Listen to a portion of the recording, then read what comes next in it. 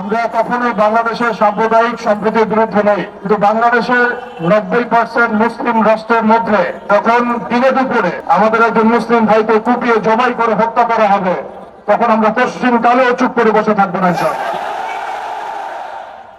আমরা সর্বপ্রথম আমাদের প্রশাসন, সরকার এবং ঊর্ধ্বতন কর্তৃপক্ষকে বিনয়ের সাথে অনুরোধ করতে চাই, এই সন্ত্রাসী সংগঠন ইসকনকে অনতিবিলম্বে বাংলাদেশের মাটি থেকে বহিষ্কার করতে হবে।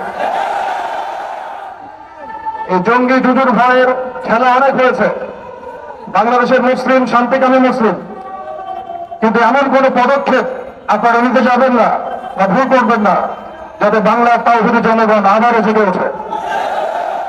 আমরা আল্লাহর কসম করে বলছি, যদি বাংলাদেশের তাওহীদি জনগণ একটাবার জেগে ওঠে, এর আগের মানুষরা তো পালানোর পথ পেয়েছে, আপনারা কিন্তু পালানোর পথে পাবেন না ইনশাআল্লাহ।